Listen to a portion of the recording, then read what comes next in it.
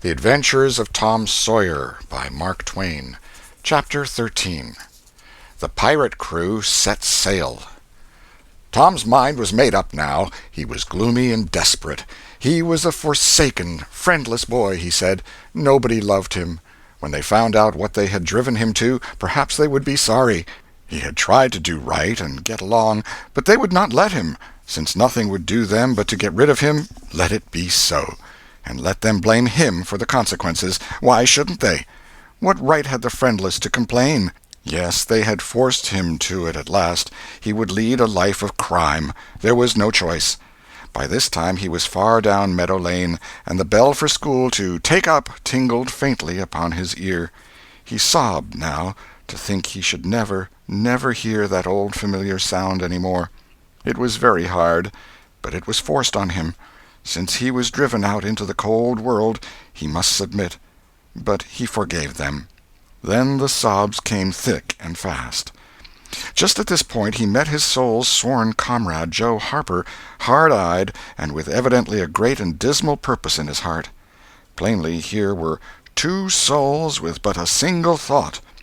Tom, wiping his eyes with his sleeve, began to blubber out something about a resolution to escape from hard usage and lack of sympathy at home by roaming abroad into the great world never to return, and ended by hoping that Joe would not forget him. But it transpired that this was a request which Joe had just been going to make of Tom, and had come to hunt him up for that purpose. His mother had whipped him for drinking some cream which he had never tasted and knew nothing about. It was plain that she was tired of him and wished him to go. If she felt that way, there was nothing for him to do but succumb. He hoped she would be happy, and never regret having driven her poor boy out into the unfeeling world to suffer and die. As the two boys walked sorrowing along, they made a new compact to stand by each other and be brothers, and never separate till death relieved them of their troubles. Then they began to lay their plans. Joe was for being a hermit and living on crusts in a remote cave, and dying, sometime, of cold and want and grief. But after listening to Tom, he conceded that there were some conspicuous advantages about a life of crime, and so he consented to be a pirate. 3 miles below St. Petersburg, at a point where the Mississippi River was a trifle over a mile wide, there was a long, narrow, wooded island, with a shallow bar at the head of it, and this offered well as a rendezvous. It was not inhabited. It lay far over towards the further shore, abreast a dense and almost wholly unpeopled forest. So Jackson's Island was chosen. Who were to be the subjects of their piracies was a matter that did not occur to them. Then they hunted up Huckleberry Finn, and he joined them promptly, for all careers were one to him. He was indifferent. They presently separated to meet at a lonely spot on the river-bank 2 miles above the village at the favorite hour, which was midnight. There was a small log raft there which they meant to capture. Each would bring hooks and lines, and such provision as he could steal in the most dark and mysterious way, as became outlaws, and before the afternoon was done they had all managed to enjoy the sweet glory of spreading the fact that pretty soon the town would hear something. All who got this vague hint were cautioned to be mum and wait. About midnight Tom arrived with a boiled ham and a few trifles, and stopped in a dense undergrowth on a small bluff overlooking the meeting-place. It was starlight and very still. The mighty river lay like an ocean at rest. Tom listened a moment, but no sound disturbed the quiet. Then he gave a low, distinct whistle. It was answered from under the bluff. Tom whistled twice more. These signals were answered in the same way. Then a guarded voice said, "Who goes there?" "Tom Sawyer, the Black Avenger of the Spanish Main. Name your names." "Huck Finn, the Red-Handed, and Joe Harper, the Terror of the Seas." Tom had furnished these titles from his favorite literature. "'Tis well. Give the countersign." 2 hoarse whispers delivered the same awful word simultaneously to the brooding night. "Blood!" Then Tom tumbled his ham over the bluff and let himself down after it, tearing both skin and clothes to some extent in the effort. There was an easy, comfortable path along the shore under the bluff, but it lacked the advantages of difficulty and danger so valued by a pirate. The Terror of the Seas had brought a side of bacon, and had about worn himself out with getting it there. Finn, the red-handed, had stolen a skillet and a quantity of half-cured leaf tobacco, and had also brought a few corn-cobs to make pipes with. But none of the pirates smoked or chewed but himself. The Black Avenger of the Spanish Main said it would never do to start without some fire. That was a wise thought. Matches were hardly known there in that day. They saw a fire smoldering upon a great raft 100 yards above, and they went stealthily thither and helped themselves to a chunk. They made an imposing adventure of it, saying "Hist" every now and then, and suddenly halting with finger on lip, moving with hands on imaginary dagger hilts, and giving orders in dismal whispers that if the foe stirred, to let him have it to the hilt, because dead men tell no tales. They knew well enough that the raftsmen were all down at the village laying in stores or having a spree, but still that was no excuse for their conducting this thing in an unpiratical way.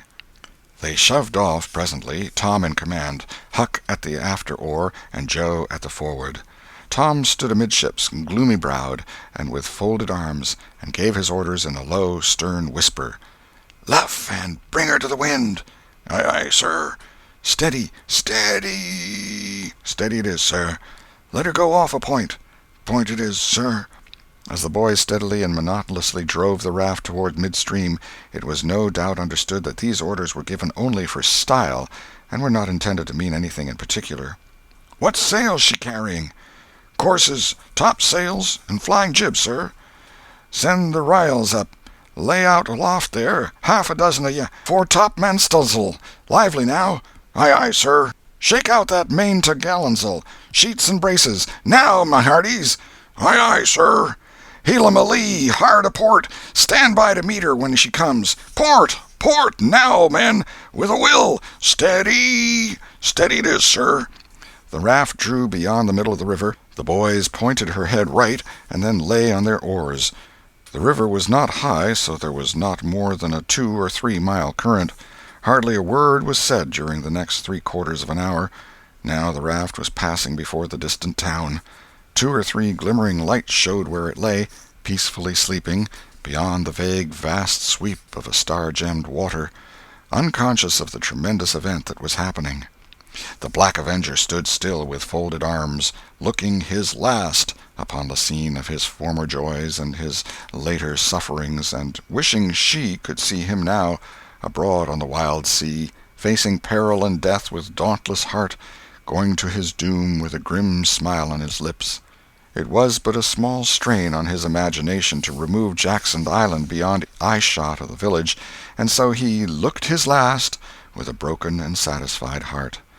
The other pirates were looking their last, too, and they all looked so long that they came near letting the current drift them out of the range of the island, but they discovered the danger in time and made shift to avert it. About 2 o'clock in the morning the raft grounded on the bar 200 yards above the head of the island, and they waded back and forth until they had landed their freight. Part of the little raft's belongings consisted of an old sail, and this they spread over a nook in the bushes for a tent to shelter their provisions, but they themselves would sleep in the open air in good weather, as became outlaws. They built a fire against the side of a great log 20 or 30 steps within the somber depths of the forest, and then cooked some bacon in the frying-pan for supper, and used up half of the corn-pone stock they had brought. It seemed glorious sport to be feasting in that wild, free way in the virgin forest of an unexplored and uninhabited island, far from the haunts of men, and they said they never would return to civilization. The climbing fire lit up their faces and threw its ruddy glare upon the pillared tree-trunks of their forest temple, and upon the varnished foliage and festooning vines. When the last crisp slice of bacon was gone, and the last allowance of corn-pone devoured, the boys stretched themselves out on the grass, filled with contentment. They could have found a cooler place, but they would not deny themselves such a romantic feature as the roasting campfire. "Ain't it gay?" said Joe. "It's nuts," said Tom. "What would the boys say if they could see us?" "Say? Well, they'd just die to be here. Hey, Hucky?" "I reckon so," said Huckleberry. "Anyways, I'm suited. I don't want nothing better'n this. I don't ever get enough to eat, generally, and here they can't come and pick at a feller and bully-rag him so." "It's just the life for me," said Tom. "You don't have to get up mornings, and you don't have to go to school and wash and all that blame foolishness. You see, a pirate don't have to do anything, Joe, when he's ashore, but a hermit, he has to be a-praying considerable, and then he don't have any fun, anyway, all by himself that way." "Oh, yes, that's so," said Joe, "but I hadn't thought much about it, you know. I'd a good deal rather be a pirate, now that I've tried it." "You see," said Tom, "people don't go much on hermits nowadays, like they used to in the old times, but a pirate's always respected, and a hermit's got to sleep on the hardest place he can find, and put sackcloth and ashes on his head, and stand out in the rain, and—" "What does he put sackcloth and ashes on his head for?" inquired Huck. "I don't know, but they's got to do it. Hermits always do. You'd have to do that if you was a hermit." "Derned if I would," said Huck. "Well, what would you do?" "I don't know, but I wouldn't do that." "Why, Huck, you'd have to.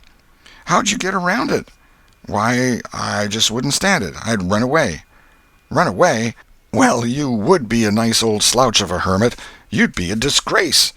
The red-handed made no response, being better employed. He had finished gouging out a cob, and now he fitted a weed stem to it, loaded it with tobacco, and was pressing a coal to the charge and blowing a cloud of fragrant smoke. He was in the full bloom of luxurious contentment. The other pirates envied him this majestic vice, and secretly resolved to acquire it shortly. Presently Huck said, "What does pirates have to do?" Tom said, "Oh, they have just a bully time. Take ships and burn them, and get the money and bury it in awful places in their island where there's ghosts and things to watch it, and kill everybody in the ships, and make 'em walk a plank." "And they carry the women to the island," said Joe. "They don't kill the women." "No," assented Tom, "they don't kill the women. They're too noble, and the women's always beautiful, too." "And don't they wear the bulliest clothes? Oh, no, all gold and silver and diamonds," said Joe with enthusiasm. "Who?" said Huck. "Why, the pirates." Huck scanned his own clothing forlornly. "I reckon I ain't dressed fittin' for a pirate," said he with a regretful pathos in his voice, "but I ain't got none but these." But the other boys told him the fine clothes would come fast enough after they should have begun their adventures. They made him understand that his poor rags would do to begin with, though it was customary for wealthy pirates to start with a proper wardrobe. Gradually their talk died out, and drowsiness began to steal upon the eyelids of the little waifs. The pipe dropped from the fingers of the red-handed, and he slept the sleep of the conscience-free and the weary. The Terror of the Seas and the Black Avenger of the Spanish Main had more difficulty in getting to sleep. They said their prayers inwardly and lying down, since there was nobody there with authority to make them kneel and recite aloud. In truth, they had a mind not to say them at all, but they were afraid to proceed to such lengths at that, lest they might call down a sudden and special thunderbolt from heaven. Then at once they reached and hovered upon the imminent verge of sleep. But an intruder came, now, that would not down. It was conscience. They began to feel a vague fear that they had been doing wrong to run away, and next they thought of the stolen meat, and then the real torture came. They tried to argue it away by reminding conscience that they had purloined sweetmeats and apples scores of times, but conscience was not to be appeased by such thin plausibilities. It seemed to them in the end that there was no getting around the stubborn fact that taking sweetmeats was only hooking, while taking bacon and hams and such valuables was plain simple stealing, and there was a command against that in the Bible. So they inwardly resolved that so long as they remained in the business, their piracies should not again be sullied with the crime of stealing. Then conscience granted a truce, and these curiously inconsistent pirates fell peacefully to sleep. End of Chapter 13. Chapter 14. Happy Camp of the Freebooters. When Tom awoke in the morning, he wondered where he was. He sat up and rubbed his eyes and looked around. Then he comprehended. It was the cool, gray dawn, and there was a delicious sense of repose and peace in the deep, pervading calm and silence of the woods. Not a leaf stirred, not a sound obtruded upon great nature's meditation. Beaded dewdrops stood upon the leaves and grasses, a white layer of ashes covered the fire, and a thin blue breath of smoke rose straight into the air. Joe and Huck still slept. Now, far away in the woods, a bird called. Another answered. Presently the hammering of a woodpecker was heard. Gradually the cool, dim gray of the morning whitened, and as gradually sounds multiplied and life manifested itself. The marvel of nature shaking off sleep and going to work unfolded itself to the musing boy. A little green worm came crawling over a dewy leaf, lifting 2/3 of his body into the air from time to time and sniffing around, then proceeding again, for he was measuring, Tom said, and when the worm approached him of its own accord, he sat as still as a stone, with his hopes rising and falling by turns, as the creature still came toward him or seemed inclined to go elsewhere. And when at last it considered a painful moment with its curved body in the air and then came decisively down upon Tom's leg and began journeying over him, his whole heart was glad, for that meant that he was going to have a new suit of clothes, without the shadow of a doubt a gaudy piratical uniform. Now a procession of ants appeared, from nowhere in particular, and went about their labors. One struggled manfully by with a dead spider 5 times as big as itself in its arms, and lugged it straight up a tree trunk. A brown-spotted ladybug climbed the dizzy height of a grass-blade, and Tom bent down close to it and said, "Ladybug, ladybug, fly away home. Your house is on fire, your children's alone." And she took wing and went off to see about it, which did not surprise the boy, for he knew of old that this insect was credulous about conflagrations, and he had practised upon its simplicity more than once. A tumblebug came next, heaving sturdily at its ball, and Tom touched the creature to see it shut its legs against its body and pretend to be dead. The birds were fairly rioting by this time. A catbird, the northern mocker, lit in a tree over Tom's head, and trilled out her imitations of her neighbors in a rapture of enjoyment. Then a shrill jay swept down, a flash of blue flame, and stopped on a twig almost within the boy's reach, cocked his head to one side and eyed the strangers with a consuming curiosity. A gray squirrel and a big fellow of the fox kind came scurrying along, sitting up at intervals to inspect and chatter at the boys, for the wild things had probably never seen a human being before and scarcely knew whether to be afraid or not. All nature was wide awake and stirring now. Long lances of sunlight pierced down through the dense foliage far and near, and a few butterflies came fluttering upon the scene. Tom stirred up the other pirates, and they all clattered away with a shout, and in a minute or two were stripped and chasing after and tumbling over each other in the shallow limpid water of the white sandbar. They felt no longing for the little village sleeping in the distance beyond the majestic waste of water. A vagrant current, or a slight rise in the river, had carried off their raft, but this only gratified them, since its going was something like burning the bridge between them and civilization. They came back to camp wonderfully refreshed, glad-hearted, and ravenous, and they soon had the campfire blazing up again. Huck found a spring of clear cold water close by, and the boys made cups of broad oak or hickory leaves, and felt that water, sweetened with such wildwood charm as that, would be a good enough substitute for coffee. While Joe was slicing bacon for breakfast, Tom and Huck asked him to hold on a minute. They stepped to a promising nook in the river bank and threw in their lines. Almost immediately they had reward. Joe had not had time to get impatient before they were back again with some handsome bass, a couple of sun perch, and a small catfish, provisions enough for quite a family. They fried the fish with the bacon, and were astonished, for no fish had ever seemed so delicious before.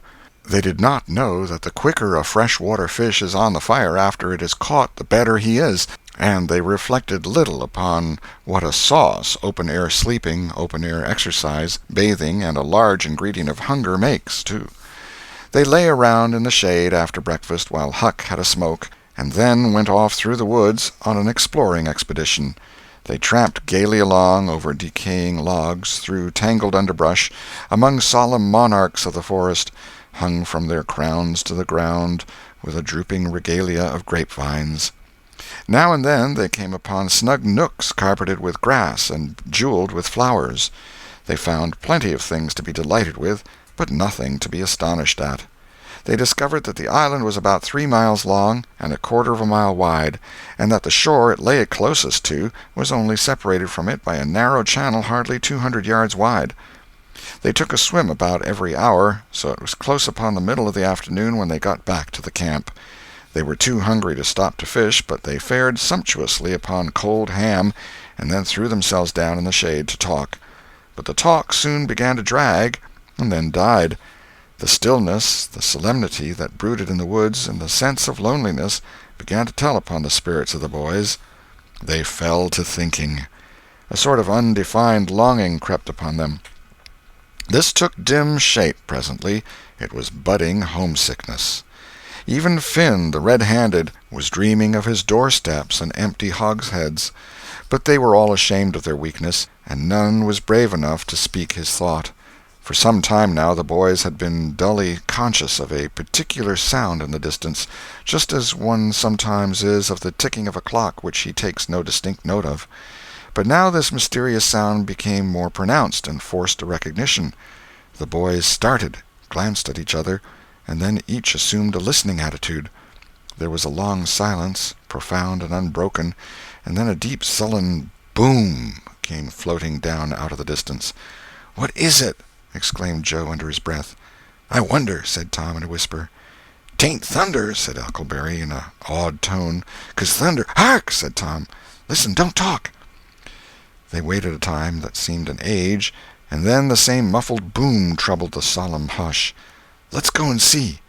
They sprang to their feet and hurried to the shore toward the town. They parted the bushes on the bank and peered out over the water. The little steam ferry-boat was about a mile below the village, drifting with the current. Her broad deck seemed crowded with people. There was a great many skiffs rowing about or floating with the stream in the neighborhood of the ferry-boat, but the boys could not determine what the men in them were doing. Presently a great jet of white smoke burst from the ferry-boat's side, and as it expanded and rose in a lazy cloud, that same dull throb of sound was borne to the listeners again. "I know now!" exclaimed Tom. "Somebody's drownded." "That's it," said Huck. "They done that last summer when Bill Turner got drownded. They shoot a cannon over the water, and that makes him come up to the top."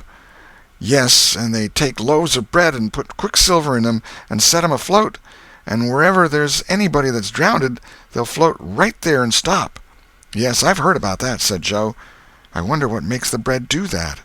"Oh, it ain't the bread so much," said Tom. "I reckon it's mostly what they say over it before they start it out." "But they don't say anything over it," said Huck. "I've seen 'em, and they don't." "Well, that's funny," said Tom. "But maybe they say it to themselves. Of course they do. Anybody might know that." The other boys agreed that there was reason in what Tom said, because an ignorant lump of bread uninstructed by an incantation could not be expected to act very intelligently when sent upon an errand of such gravity. "By jings, I wish I was over there now," said Joe. "I do too," said Huck. "I'd give heaps to know who it is." The boys still listened and watched. Presently a revealing thought flashed through Tom's mind, and he exclaimed, "Boys, I know who's drownded. It's us!" They felt like heroes in an instant.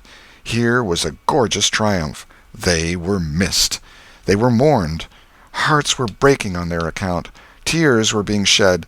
Accusing memories of unkindness to these poor lost lads were rising up, and unavailing regrets and remorse were being indulged. And best of all, the departed were the talk of the whole town, and the envy of all the boys, as far as this dazzling notoriety was concerned. This was fine. It was worth while to be a pirate after all. As twilight drew on, the ferry-boat went back to her accustomed business, and the skiffs disappeared. The pirates returned to camp. They were jubilant with vanity over their new grandeur and the illustrious trouble they were making. They caught fish, cooked supper, and ate it, and then fell to guessing at what the village was thinking and saying about them, and the pictures they drew of the public distress on their account were gratifying to look upon from their point of view. But when the shadows of night closed them in, they gradually ceased to talk, and sat gazing into the fire, with their minds evidently wandering elsewhere. The excitement was gone now, and Tom and Joe could not keep back thoughts of certain persons at home who were not enjoying this fine frolic as much as they were. Misgivings came. They grew troubled and unhappy. A sigh or two escaped unawares. By and by Joe timidly ventured upon a roundabout feeler as to how the others might look upon a return to civilization. Not right now, but Tom withered him with derision. Huck, being uncommitted as yet, joined in with Tom, and the waverer quickly explained, and was glad to get out of the scrape with as little taint of chicken-hearted homesickness clinging to his garments as he could. Mutiny was effectually laid to rest for the moment. As the night deepened, Huck began to nod and presently to snore. Joe followed next. Tom lay upon his elbow motionless for some time, watching the two intently. At last he got up cautiously on his knees and went searching among the grass and the flickering reflections flung by the campfire. He picked up and inspected several large semi-cylinders of the thin white bark of a sycamore, and finally chose two which seemed to suit him. Then he knelt by the fire and painfully wrote something upon each of these with his red keel. One he rolled up and put in his jacket pocket, and the other he put in Joe's hat and removed it to a little distance from the owner.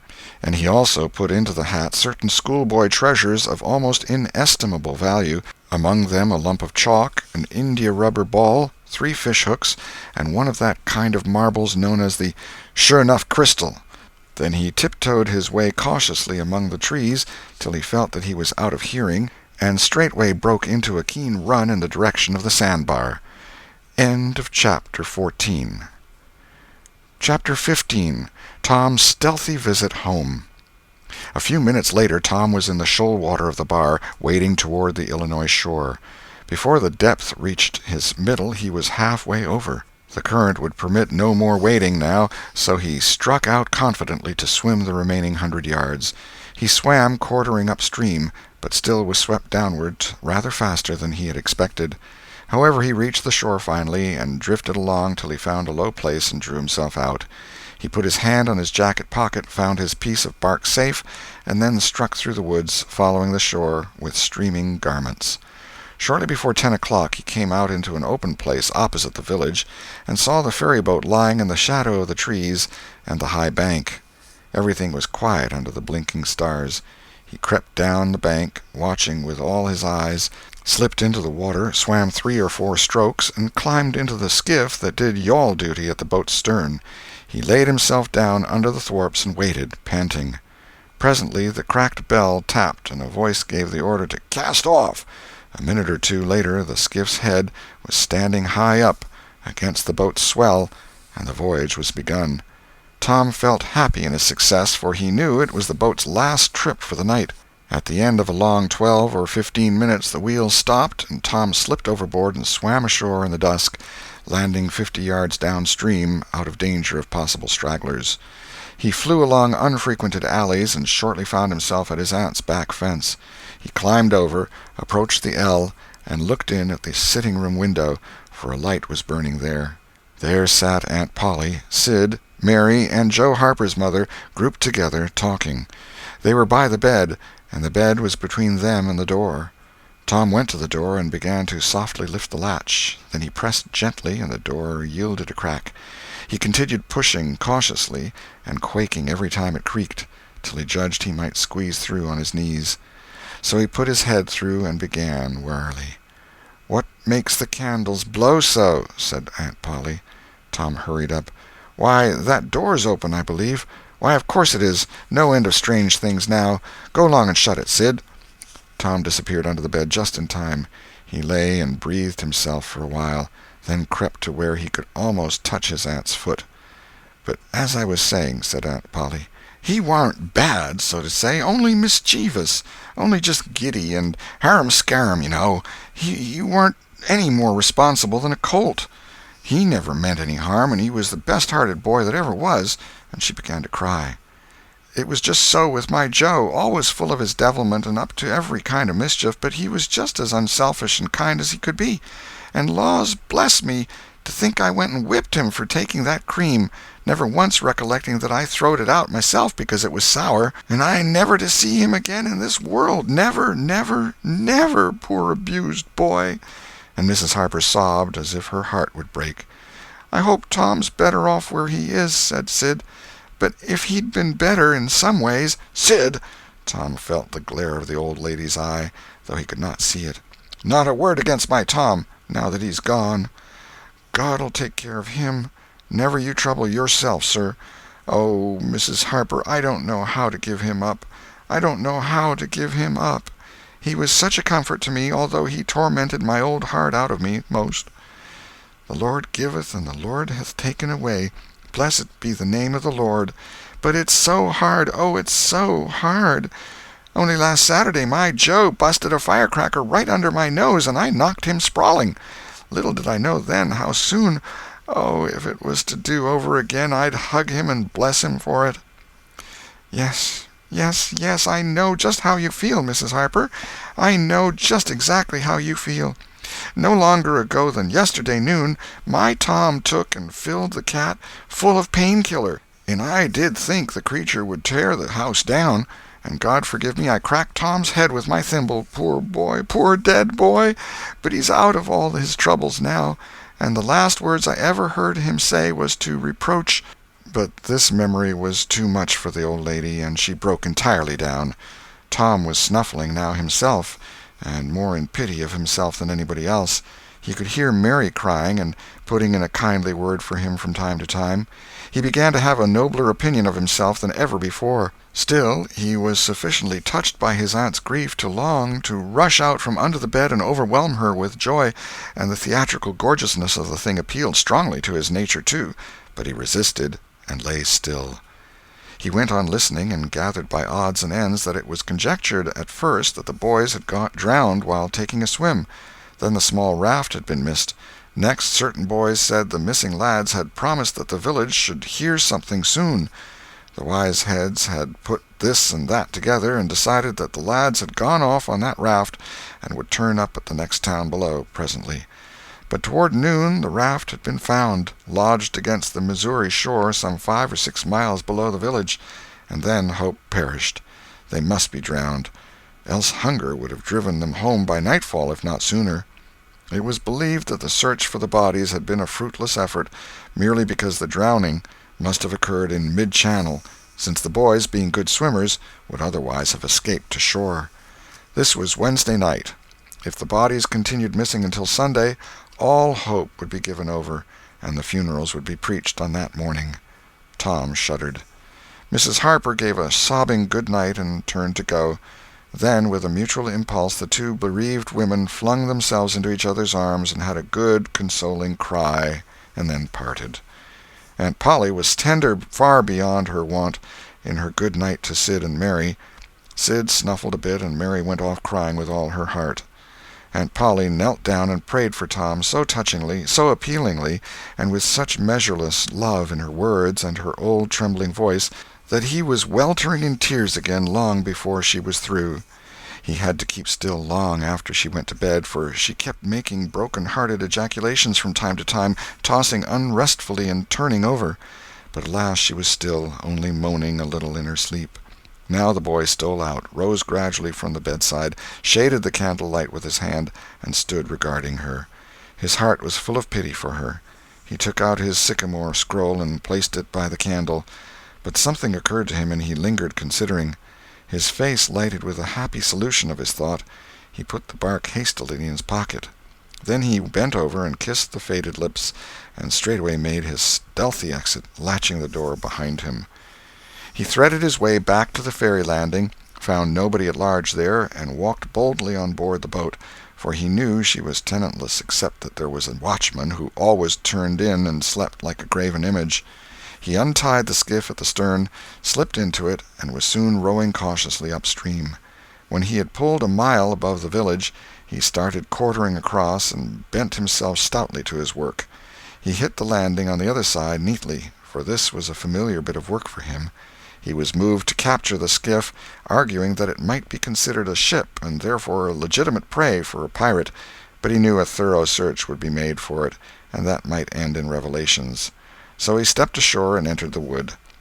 He sat down and took a long rest, torturing himself meantime to keep awake, and then started warily down the home stretch. The night was far spent. It was broad daylight before he found himself fairly abreast the island bar.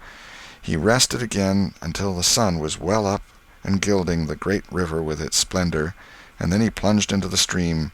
A little later he paused, dripping, upon the threshold of the camp, and heard Joe say, "No, Tom's true blue, Huck. He'll come back. He won't desert. He knows that would be a disgrace to a pirate, and Tom's too proud for that sort of thing. He's up to something or other. I wonder what. Well, the things is ours anyway, ain't they?" "Pretty near, but not yet, Huck. The writing says they are if he ain't back here to breakfast." "Which he is!" exclaimed Tom, with fine dramatic effect, stepping grandly into camp. A sumptuous breakfast of bacon and fish was shortly provided, and as the boys set to work upon it, Tom recounted, and adorned, his adventures. They were a vain and boastful company of heroes when the tale was done. Then Tom hid himself away in a shady nook to sleep till noon, and the other pirates got ready to fish and explore. End of chapter 15.